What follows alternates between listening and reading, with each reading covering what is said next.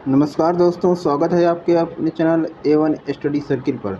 तो फ्रेंड, आज की क्लास में हम बात करने जा रहे हैं मूल अधिकार, फंडामेंटल राइट्स। इससे संबंधित हम क्वेश्चन की तैयारी करा रहे हैं, ठीक है। और ये यूपीटीपीएससी पेट के एग्ज़ाम के पर्पज़ से क्लास हो रही है, ठीक है। तो आज की पॉलिटी क्लास में फंडामेंटल राइट्स से संबंधित क्वेश्चन हमने पहले भी करा दिए हैं। आप हमारे उन वीडियो को जाकर हमारे चैनल पर देख लीजिएगा, A1 स्टडी सर्किल। इसको सब्सक्राइब कर लीजिएगा और सारी वीडियो को देख लीजिएगा। चलिए फ्रेंड, फटाफट देख लेते हैं। हमें आज की क्लास में 51 क्वेश्चन से स्टार्ट करना है, ठीक है। तो चलिए फटाफट स्टार्ट करते हैं। क्या कह रहा है? मूल अधिकारों के प्रयोजन के लिए शब्द राज्य में सम्मिलित नहीं है। कौन से राज्य में? इलाहाबाद विश्वविद्यालय, भारतीय जीवन बीमा निगम, उत्तर प्रदेश राज्य विद्युत बोर्ड, या फिर institute of constitutional and parliamentary studies, संवैधानिक एवं संसदीय विषयों का अध्ययन। ये 4 ऑप्शन आपकी स्क्रीन पर बताइए। देखिए कितने इंपॉर्टेंट क्वेश्चन हैं, हर बार एग्जाम में पूछे जा रहे हैं। ऐसे ही क्वेश्चन पूछते हैं तब आप लोग सर खुजलाने लगते हैं, फिर कहते हैं सर ये तो हम पढ़े ही नहीं। हाँ, तो आपको इनको हल्के में नहीं लेना है। आपको हमारे वीडियो को पूरा देखना है, एक नोट्स बनाते जाना है, और जो कि आपके एग्ज़ाम पर्पज़ से बहुत इंपॉर्टेंट है और आपके एग्ज़ाम में पूछा जाएगा, ठीक है। तो आप फटाफट इसको नोट डाउन भी करते रहिए, ठीक। मूल अधिकारों के प्रयोजन के लिए शब्द राज्य में सम्मिलित नहीं है। बताइए 51 क्वेश्चन का सही आंसर क्या हो जाएगा? कह रहा है इलाहाबाद विश्वविद्यालय है, भारतीय जीवन बीमा निगम है, उत्तर प्रदेश राज्य विद्युत बोर्ड है, या फिर institute of constitutional and parliamentary. तो 51वें क्वेश्चन का सही आंसर क्या हो जाएगा फ्रेंड? बिल्कुल सही, ऑप्शन नंबर डी सही है, institute of constitutional and parliamentary studies, ठीक। चलिए नेक्स्ट क्वेश्चन चलते हैं, फटाफट देख लीजिए क्या कह रहा है। कह रहा है कि ग्रहण के सिद्धांत यानी डॉक्ट्रिन ऑफ इक्लिप्स के संबंध में अनुच्छेद है। कौन सा अनुच्छेद है ग्रहण के सिद्धांत के संबंध में? आपको वह अनुच्छेद बताना है। 105 है, 206 है, 246 है, या 13 है? बताइए। 52 यानी 52वां क्वेश्चन पर सब लोग ट्राई कीजिए। बिल्कुल सही, अनुच्छेद 13 कहता है डॉक्ट्रिन ऑफ इक्लिप्स जो है इस संबंध में अनुच्छेद 13 में आपको दिया गया है, ठीक। चलिए नेक्स्ट क्वेश्चन चलते हैं, फटाफट देख लेते हैं। मूल अधिकारों के असंगत या उनकी अल्पीकरण करने वाली विधियों को किस अनुच्छेद के अंतर्गत शून्य घोषित किया जाता है? ठीक है, मूल अधिकारों को अगर असंगत या उनकी अल्पीकरण यानी उनको कम किया जाता है, उनकी पावर को कम किया जाए, ये वाली विधियों को किस अनुच्छेद के अंतर्गत शून्य घोषित कर दिया जाता है? अनुच्छेद 12 के, 13 के, 11 के, या फिर 21 के? तो ये पहला क्वेश्चन बहुत इंपॉर्टेंट है फ्रेंड, फटाफट देख लीजिए इसका आंसर क्या होगा। बिल्कुल सही, अनुच्छेद 13 के तहत इसको क्या किया जाता है? शून्य घोषित किया जाता है, ठीक। चलिए 52 के बाद 53 आता है। 53 के बाद नेक्स्ट क्वेश्चन देखते हैं फटाफट क्या है। 54 क्वेश्चन पे आते हैं। ऐसी विधि जिसके अनुसार जिस व्यक्ति के 2 से अधिक संतानें होंगी वह पंच या सरपंच का पद धारण करने से निर्हरित होगा, ठीक। एक मान्य विधि है, यह संविधान का अनुच्छेद 14 का अतिक्रमण नहीं करती। उच्चतम न्यायालय ने निम्नलिखित में से किस नवीनवाद में यानी कि मुकदमे में, ठीक, ऐसा निर्णय दिया था? ठीक, ऑप्शन नंबर ए दे रहा है PUCL बनाम भारत संघ, जावेद बनाम हरियाणा राज्य, इंदिरा जयसिंह बनाम महाराष्ट्र, या मोहम्मद असलम बनाम भारत संघ। बताइए किस मुकदमे में सुप्रीम कोर्ट ने ऐसा फैसला दिया था? ठीक, 54 क्वेश्चन का सही आंसर क्या हो जाएगा? बिल्कुल सही, जावेद बनाम हरियाणा राज्य।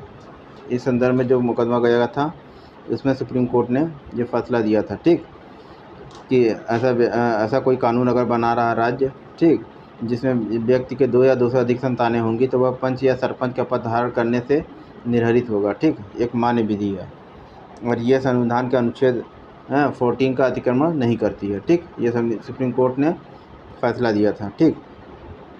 नेक्स्ट क्वेश्चन पर आते हैं, फटाफट देख लीजिए क्या कह रहा है। क्वेश्चन नंबर 55, उच्चतम न्यायालय के निम्नलिखित में से किस निर्णय के पश्चात संविधान संशोधन द्वारा सामाजिक तथा शैक्षणिक दृष्टि से पिछड़े वर्गों के लिए विशेष प्रावधान जोड़े गए हैं? ठीक, चलिए 4 ऑप्शन आपकी स्क्रीन पर दिख रहे होंगे। डॉक्टर DP जोशी बनाम भारत राज्य, MR बालाजी बनाम मैसूर राज्य, मद्रास राज्य बनाम चंपाकम दोराई राजन, और डी ऑप्शन कह रहा है कि T देवदासन बनाम भारत संघ। बताइए 4 ऑप्शन आपकी स्क्रीन पर है, कौन से वाद में किस निर्णय के पश्चात संविधान संशोधन द्वारा सामाजिक तथा शैक्षणिक दृष्टि से पिछड़े वर्गों के लिए विशेष प्रावधान जोड़े गए हैं? ठीक, 55 क्वेश्चन का सही आंसर क्या हो जाएगा फ्रेंड? बिल्कुल सही, मद्रास राज बनाम चंपाकम दुराई राजन। ठीक है, इसी विवाद में सुप्रीम कोर्ट ने फैसला दिया था कि शैक्षणिक दृष्टि से पिछड़े वर्गों के लिए विशेष प्रावधान किए जाएँ। ठीक है, चलिए 55 क्वेश्चन कंप्लीट होता है। नेक्स्ट क्वेश्चन पर आते हैं, फटाफट देख लीजिए। संविधान में प्राप्त अनुच्छेद 15 के क्लास 1 के द्वारा प्रदत्त यानी दिए गए मौलिक अधिकार क्या क्या हैं? 4 ऑप्शन आपको है। किसी भी व्यक्ति के लिए, किसी भी नागरिक के लिए, किसी भी कॉरपोरेशन के लिए या किसी भी उपरोक्त में से कोई नहीं, ये कह रहा है 56 क्वेश्चन। ठीक है, तो 56 क्वेश्चन का सही आंसर क्या हो जाएगा? बिल्कुल सही, किसी भी नागरिक के लिए दिए गए हैं। ठीक है, एक हर नागरिक के ऊपर ये लागू होते हैं। अनुच्छेद 15 में जितने भी प्रावधान है, ठीक, स्वतंत्रता से संबंधित प्रावधान है। चलिए नेक्स्ट क्वेश्चन पर आते हैं, फटाफट देख लीजिए। 57 क्वेश्चन क्या कह रहा है कि शिक्षण संस्थाओं में अनुसूचित जातियों और अनुसूचित जनजातियों के पक्ष में स्थानों का आरक्षण शासित होता है। ठीक है, संविधान के कौन से अनुच्छेद के द्वारा? संविधान के अनुच्छेद 15 के क्लास 4 के द्वारा, संविधान के अनुच्छेद 16 के क्लास 4 के द्वारा, संविधान के अनुच्छेद 29 के क्लास 2 के द्वारा, या फिर संविधान के अनुच्छेद 335 से? बताइए, 4 ऑप्शन आपकी स्क्रीन पर बताइए। 57 क्वेश्चन का सही आंसर क्या हो जाएगा? बिल्कुल सही, ऑप्शन नंबर ए लगा लीजिए, संविधान के अनुच्छेद 15 के क्लास 4 के द्वारा। ठीक है, अनुसूचित जातियों और अनुसूचित जनजातियों के पक्ष में स्थानों का आरक्षण, चाहे कोई भी हो, चाहे राज्य सरकार या केंद्र सरकार कोई भी भर्ती निकालेगी तो अनुसूचित जातियों और अनुसूचित जनजातियों के लिए आरक्षण का प्रावधान उसमें करना ही होगा। ठीक, चलिए नेक्स्ट क्वेश्चन पर आते हैं, फटाफट देख लीजिए कितना इंपॉर्टेंट क्वेश्चन है ये। पीसीएस में आया है 2003 में, 2 में आया है पीसीएस में, और फिर जे में आया है स्पेशल, लोअर में आया है टीजीटी पीजीटी। कह रहे हैं बहुत इंपॉर्टेंट क्वेश्चन का ये स्टैंडर्ड क्वेश्चन का ये वीडियो है, आप इसकी नोट्स बना लीजिएगा। आपका 25 में 25 क्वेश्चन करके आएंगे जीके जीएस में। ठीक, चलिए फटाफट देख लीजिए आप नेक्स्ट क्वेश्चन पे। ठीक है, ये हो गया आपका 57 क्वेश्चन। 58 पे आते हैं। किस वाद में यानी मुकदमे में कह रहा है कि सर्वप्रथम क्रीमी लेयर का सिद्धांत? ठीक है, क्रीमी लेयर बहुत ज़्यादा चर्चा में रहता है कभी कभी जब आरक्षण के संबंधित बातें होती हैं। ठीक है, जो कि किसी जाति के खुशहाल वर्ग को आरक्षण के परिधि से बाहर रखता है, ये प्रतिपादित किया गया था। किस वाद में प्रतिपादित किया गया था क्रीमी लेयर को? अशोक कुमार ठाकुर बनाम बिहार राज्य, मेनका गांधी बनाम भारत संघ, इंदिरा साहनी बनाम भारत संघ, या फिर मिनरवा मिल्स बनाम भारत संघ? बताइए, क्रीमी लेयर वाला सिद्धांत जो है इसको किस में रखा गया था, कौन से मुकदमे में, सुप्रीम कोर्ट में जो गया था? 58 क्वेश्चन का सही आंसर क्या हो जाएगा? इंदिरा साहनी बनाम भारत संघ वाले वाद में। ठीक है, क्रीमी लेयर को डिस्क्राइब किया गया था। ठीक, तो ये हो गया 58 क्वेश्चन। अब 58 के बाद नेक्स्ट क्वेश्चन पर आते हैं, फटाफट देख लीजिए। भारत में प्रेस की स्वतंत्रता है, भारत में प्रेस की स्वतंत्रता है। ठीक, 59 क्वेश्चन है।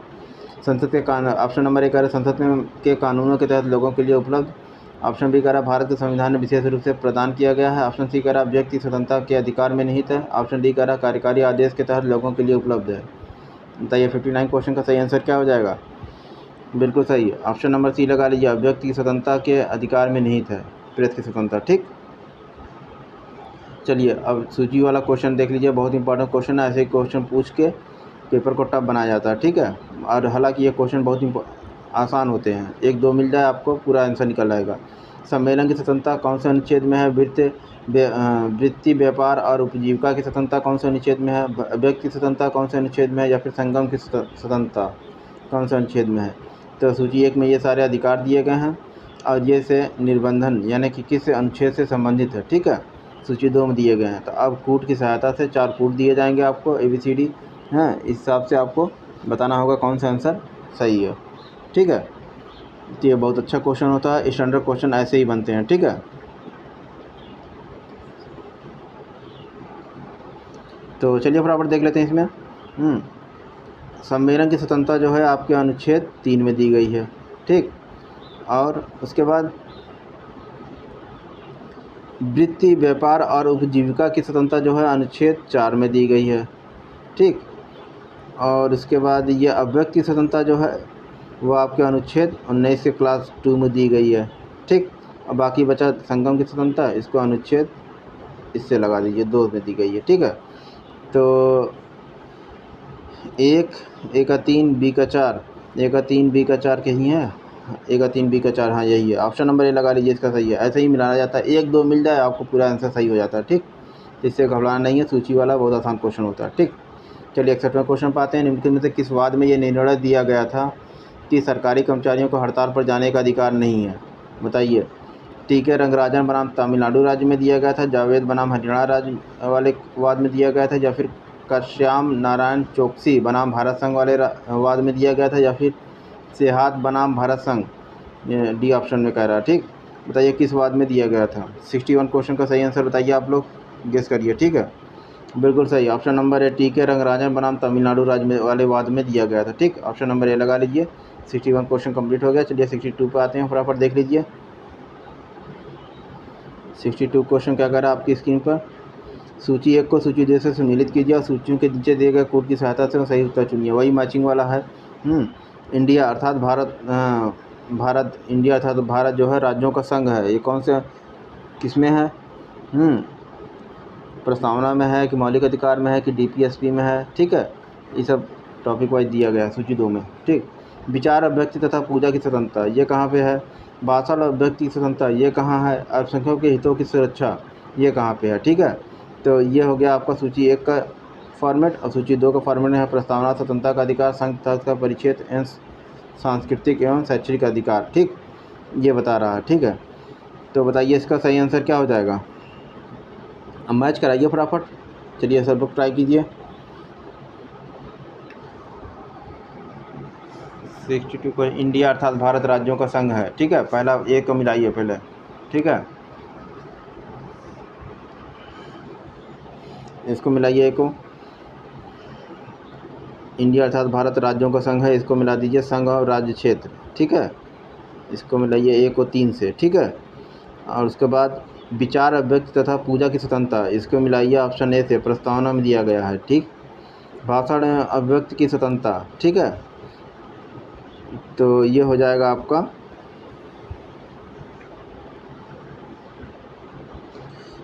भाषण अभिव्यक्ति की स्वतंत्रता जो है, ये आपका हो जाएगा स्वतंत्रता का अधिकार जो है, ठीक है, इसमें हो जाएगा। और अल्पसंख्यकों के हितों के लास्ट वाला बचा है सांस्कृतिक एवं शैक्षणिक अधिकार की स्वतंत्रता, ठीक है, इसमें हो जाएगा। तो ये हो जाएगा ए का 3, ए का 3 बी का 1, ए का 3 बी का 1 कहीं मिल रहा है, ठीक है। ऑप्शन नंबर सी मिल गया, ठीक है। देखिए और कहीं ए का 3 बी का 1 नहीं मिल रहा, तो बस 1 2 मिलना है आपको, आंसर तड़ाक से लगा देना, ठीक। चलिए फटाफट देख लेते हैं, नेक्स्ट क्वेश्चन पे आते हैं। कह रहा है निम्नलिखित में से कौन सा युग्म सही सुमेलित नहीं है? वाक्य स्वतंत्रता और अभिव्यक्ति की स्वतंत्रता, ठीक है। जीवन एवं दैहिक स्वतंत्रता के अधिकार, ठीक, समता के अधिकार, अंतःकरण की स्वतंत्रता। बताइए इसमें से कौन सा सही युग्म सही सुमेलित नहीं है, ठीक है। सही सुमेलित नहीं है उसको आपको निकालना है इसमें से। 63 क्वेश्चन का बताइए सही आंसर क्या हो जाएगा। तो देखिए वाक्य की स्वतंत्रता और अभिव्यक्ति की स्वतंत्रता, ये प्रेस की स्वतंत्रता में सम्मिलित है, बिल्कुल सही, ये सही है। जीवन एवं दैहिक स्वतंत्रता के अधिकार, ठीक है, कोई भी व्यापार या कारोबार करने का स्वतंत्रता करने का अधिकार में सम्मिलित है, ये भी सही है। जीवन एवं दैहिक स्वतंत्रता का अधिकार जो है ये इसी में सम्मिलित है, ठीक। समता के अधिकार में, समता के अधिकार में नैसर्गिक न्याय का, हाँ, न्याय प्रणाली जो है वो समता का अधिकार इसी में समाहित है, यानी कि न्याय व्यवस्था जो है किसी का रंग, वंश, कुल, वर्ग, जाति देख के न्याय फैसला नहीं अदालत सुनाती, ठीक है। तो ये समता का जो अधिकार है ये आपके न्यायिक व्यवस्था में सम्मिलित है, ठीक, न्याय का सिद्धांत में, ठीक। अब इसके बाद अंतःकरण की स्वतंत्रता जो है दिवस के प्रत्येक समय में मंदिर में पूजा करने का अधिकार सम्मिलित है, ठीक है। ये इस डी ऑप्शन इसमें दे रहा है, ठीक। तो इसका सही आंसर क्या हो जाएगा, यही वाला गलत है, यही जो है यही गलत है, ठीक है।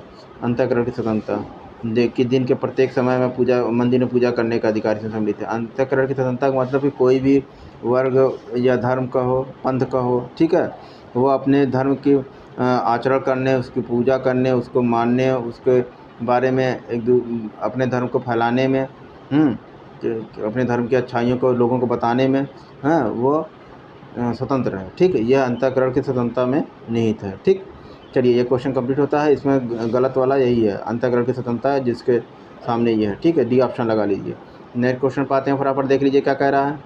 प्राग प्राग यानी दोष मुक्ति सिद्धांत संबंधित है किससे? भूतलक्षी प्रदर्शन से, दोहरे परिसंकट से, कार्योत्तर विधि से, या फिर आत्म अभिशंसन से। तो 64वें क्वेश्चन का सही आंसर क्या हो जाएगा फ्रेंड? बिल्कुल सही, इसका सही आंसर हो जाएगा दोहरे परिसंकट से संबंधित है, ठीक है। नेक्स्ट क्वेश्चन पर आते हैं। निम्नलिखित में से किस वाद में सर्वोच्च न्यायालय ने अनुच्छेद 21 में प्रयुक्त पद विधि द्वारा स्थापित प्रक्रिया की व्याख्या की थी? विधि द्वारा स्थापित प्रक्रिया की व्याख्या ऋजु, न्यायसंगत एवं उचित प्रक्रिया के रूप में की है, ठीक है। तो कौन से वाद में किया था? खड़क सिंह बनाम उत्तर प्रदेश राज्य, मेनका गांधी बनाम भारत संघ, A.K. गोपालम बनाम मद्रास राज्य, या फिर गोविंद बनाम मध्य प्रदेश राज्य। कौन से वाद में सुप्रीम कोर्ट ने, ठीक है, ये किया था, अनुच्छेद 21 को डिस्क्राइब किया था, ठीक। तो बताइए 65 क्वेश्चन का सही आंसर क्या हो जाएगा? सब लोग ट्राई कीजिए। बिल्कुल सही, मेनका गांधी बनाम भारत संघ राज्य, ऑप्शन नंबर बी सही है, ठीक है। इसी वाद में सुप्रीम कोर्ट ने अनुच्छेद 21 को डिस्क्राइब किया था विधिवत, और उसमें उन्होंने कहा था कि विधि द्वारा स्थापित प्रक्रिया की व्याख्या की थी, ठीक। चलिए नेक्स्ट क्वेश्चन पर आते हैं, फटाफट देख लीजिए क्या कह रहा है कि कौन से वाद में मामले में अनुच्छेद 21 में होने वाली अभिव्यक्तियों का दायरा कानून द्वारा स्थापित प्रक्रिया विस्तारित किया गया था, ठीक है। तो ये 65वें क्वेश्चन का ही वो है, ठीक है। तो मेनका गांधी बनाम भारत संघ, 66वें क्वेश्चन का डायरेक्ट आंसर लगा लीजिए, ठीक है। कि अनुच्छेद 21 भी दिया गया है और किस मामले में पूछा था तो वही आपको बताना था, ठीक है। कानून द्वारा स्थापित प्रक्रिया, मेनका गांधी बनाम भारत संघ वाले वाद में सुप्रीम कोर्ट ने इस अनुच्छेद 21 को पूरी डिस्क्राइब किया था, ठीक। चलिए नेक्स्ट क्वेश्चन पर आते हैं। क्वेश्चन नंबर 67 क्या कह रहा है, फटाफट देख लीजिए। कह रहा है कि निम्नलिखित में से किस अनुच्छेदों के द्वारा भारतीय संविधान नागरिकों को मूल अधिकार निश्चितता प्रदान करता है, ठीक है। तो ऑप्शन नंबर ए अनुच्छेद 12 से 35 द्वारा भारत का संविधान जो है भारत के नागरिकों को मूल अधिकार की निश्चितता प्रदान करता है। किन अनुच्छेदों के द्वारा? अनुच्छेद 12 से 35 द्वारा, अनुच्छेद 12 से 30 द्वारा, केवल अनुच्छेद 12 से 15 से 35, केवल अनुच्छेद 14 से 32। तो इसमें सही आंसर क्या हो जाएगा 67 क्वेश्चन का? सब लोग ट्राई कीजिए। बिल्कुल सही, ऑप्शन नंबर ए 12 से 35 अनुच्छेद, ठीक। ये सभी मूल अधिकार से संबंधित है कि इतने सारे भारत के नागरिकों को मूल अधिकार दिया गया, फंडामेंटल राइट्स है। हाँ, इनको न्यायालय द्वारा परिवर्तनीय है ये, अगर इनका उल्लंघन होता है राज्य द्वारा, या चाहे राज्य स्टेट गवर्नमेंट हो चाहे केंद्र गवर्नमेंट हो, तो वो सीधे सुप्रीम कोर्ट में अपील कर सकता है कि हमारे मौलिक अधिकार का हनन हो रहा है, ठीक। तो ये अनुच्छेद 12 से लेके 35 में है, भाग 3 में है, ठीक। भाग 3, हाँ, 12 से 35, ठीक। चलिए 67 क्वेश्चन कंप्लीट हो गया है। अब नेक्स्ट हमारा टॉपिक आ रहा है DPSP यानी नीति निर्देशक तत्व। देखिए टॉपिक वाइज पढ़ाने से ये फ़ायदा होता है कि आपका एक एक टॉपिक तैयार होता जाता है कि इससे जैसे आपने मौलिक अधिकार पढ़ा, आप कहीं कोई भी टेक्स्ट बुक पढ़े, आप चाहे सुभाष कश्यप पढ़े या फिर कोई लक्ष्मीकांत पढ़े या फिर वाणी की ही पढ़े, तो आपको टॉपिक वाइज पढ़ लिया। अब उससे रिलेटेड जो क्वेश्चन जितने एग्जाम में पूछे गए हैं इंपॉर्टेंट क्वेश्चन, उन क्वेश्चन को आपको हमें वीडियो में देख लेना है और आपको ये तैयार हो जाता है। तो इसलिए टॉपिक वाइज क्वेश्चन कराना भी ज़्यादा फ़ायदेमंद होता है। चलिए DPSP फटाफट देख लीजिए। DPSP यानी directive principle of state policy, ठीक। इसको इंग्लिश में ये बोलते हैं, राज्य के नीति निर्देशक तत्व। चलिए क्वेश्चन नंबर 68 क्या कह रहा है, फटाफट देख लीजिए। भारतीय संविधान में कल्याणकारी राज्य के विचार को सम्मिलित किया गया है प्रस्तावना में, मूल अधिकारों में, चतुर्थ अनुसूची में, या फिर राज्य के नीति निर्देशक तत्व। तो बिल्कुल सही, ऑप्शन नंबर डी लगा लीजिए इसका। नीति निर्देशक तत्वों में ही कल्याणकारी यानी वेलफेयर स्टेट की परिकल्पना को शामिल किया गया है, ठीक। इस विचार को सम्मिलित किया गया है DPSP में, ठीक। 68 क्वेश्चन। चलिए नेक्स्ट क्वेश्चन पे आते हैं। 69 क्वेश्चन क्या कह रहा है, फटाफट देखिए। GIC प्रवक्ता में पूछा गया था 2015 क्वेश्चन। तो कोई भी क्वेश्चन फालतू आलतू नहीं है, सब स्टैंडर्ड क्वेश्चन है, सब आए गए हुए क्वेश्चन है। इन क्वेश्चन का आपको प्रैक्टिस करने से आपका एग्ज़ाम की तैयारी बहुत धारदार हो जाएगी, ठीक है। चलिए नेक्स्ट क्वेश्चन पे आते हैं फटाफट। संविधान का कौन सा संशोधन यह प्रावधानित करता है कि कोई कानून जो राज्य के उन नीति निर्देशक सिद्धांतों को जो अनुच्छेद 39 के क्लास B और क्लास C में वर्णित है प्रभावी बनाने हेतु पारित किया जाए, इस कारण को निरस्त नहीं किया जाएगा कि वह अनुच्छेद 14 और 19 में दिए गए प्रदत्त यानी दिए गए अधिकारों को सीमित करता है, ठीक है। तो संविधान का कौन सा संशोधन है ये? थोड़ा तो क्वेश्चन लंबा हो गया है, लेकिन आपको क्वेश्चन के एक एक लाइन पढ़ना है और उसको ठीक से समझना है। ऐसे ही क्वेश्चन घुमा के पूछते हैं, स्टैंडर्ड क्वेश्चन होते हैं ये, तो आपको एग्ज़ाम में दिक्कत आती है। चलिए कौन से संशोधन की बात हो रही है, ठीक है। देखिए ये भी क्वेश्चन मेंस में आया हुआ है यूपीपीसीएस के, ठीक है। तो बताइए ऑप्शन नंबर है 25वां, ऑप्शन बी 28वां, ऑप्शन सी 42वां या ऑप्शन डी 44वां। 69 क्वेश्चन का सही आंसर क्या हो जाएगा? बिल्कुल सही, 42वां संविधान संशोधन में ये बताया गया है, ठीक है। नीति निर्देशक सिद्धांतों को जो कि अनुच्छेद 39 के बी और सी में वर्णित है, ठीक। चलिए 69 के बाद हम नेक्स्ट क्वेश्चन पर आते हैं, फटाफट देख लीजिए। क्या रहा निम्नलिखित में से कौन सा एक राज्य का नीति निर्देशक सिद्धांत संविधान के बाद में जोड़ा गया है? संविधान के बाद में जोड़ा गया है, ठीक, संविधान बनने के बाद। ग्राम पंचायतों का गठन, गोवध निषेध, मुफ्त कानूनी सलाह या समान नागरिक संहिता यानी कॉमन सिविल कोड, ठीक है। तो क्वेश्चन नंबर 70 का सही आंसर बताइए क्या हो जाएगा? बिल्कुल सही, मुफ्त कानूनी सलाह जो है ये संविधान के बनने के बाद में इसको जोड़ा गया था, ठीक, नीति निर्देशक सिद्धांत में, ठीक। चलिए अब नेक्स्ट क्वेश्चन पर आते हैं। 70 क्वेश्चन कंप्लीट हुआ। भारत के संविधान में कल्याणकारी राज्य यानी वेलफेयर स्टेट का आदर्श किसमें प्रतिष्ठापित है ये पूछ रहा है। उद्देशिका में है, नीति निर्देशक तत्व में है, मूल अधिकार में, 7वीं अनुसूची में है। तो बताइए, बिल्कुल सही ऑप्शन नंबर बी लगा लीजिए सब लोग। नीति निर्देशक तत्व में भारत के संविधान में ये कल्याणकारी राज्य के आदर्श इसमें प्रतिष्ठापित हैं, ठीक है। कि राज्य वेलफेयर स्टेट क्या होता है कि एक स्टेट यानी एक राज्य अपने देश के नागरिकों को मूलभूत सुविधाओं उनको पहुंचाए, जैसे स्वास्थ्य की सुविधा हो, हाँ, पेयजल की सुविधा हो, अगर खेती किसानी कर रहे हैं वहाँ के अधिकतम आबादी तो उनके लिए जो उनकी सुविधा हो, खाद का, बीज का, ठीक है, ये सारी सुविधाएं उनको पहुँचनी चाहिए, ठीक है। ये सब मूलभूत सुविधाएं हैं, ऐसी सुविधाएं आपको पहुँचाना होगा, ठीक है। ये कल्याणकारी राज्य का मोटिव होना चाहिए। गरीबों के लिए गरीब अन्न योजना जैसे सरकारी स्कीम लाई है, मनरेगा बेरोजगारी दूर करने के लिए है ग्रामीण स्तर पर, ठीक है। ये सब सारे कॉन्सेप्ट क्या हैं? कल्याणकारी राज्य के कॉन्सेप्ट हैं कि कल्याणकारी राज्य का ये दायित्व बनता है कि वो अपने नागरिकों को मूलभूत सुविधाओं को पहुँचाए, ठीक।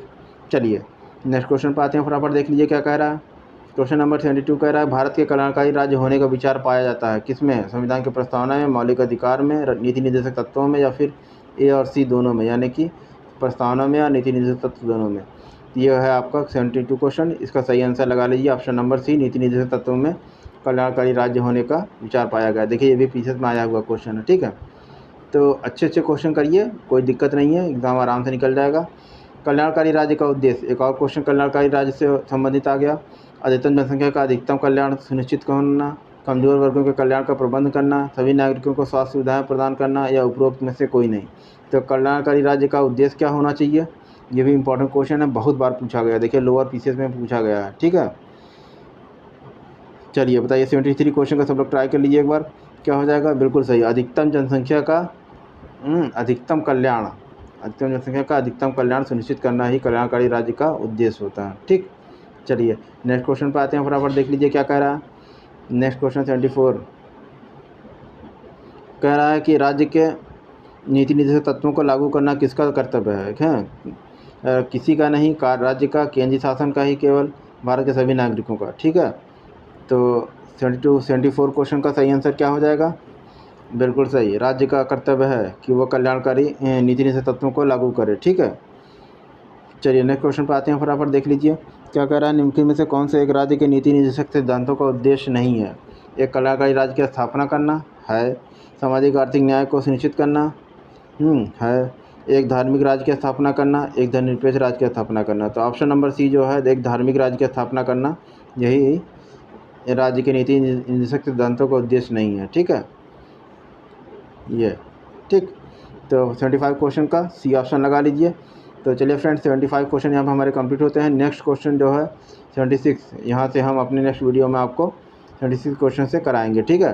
तो वीडियो अगर पसंद आए तो इसको लाइक कीजिएगा, चैनल पर नया है तो इसको सब्सक्राइब कीजिएगा, बेल आइकन को प्रेस करके ऑल पे क्लिक कीजिएगा, जिससे हम जो भी वीडियो बनाएं वो बैक टू बैक आपके पास नहीं पहुँचता रहे, ठीक है। मिलते हैं फ्रेंड नेक्स्ट वीडियो में, बाय बाय, टेक केयर, जय हिंद, जय भारत।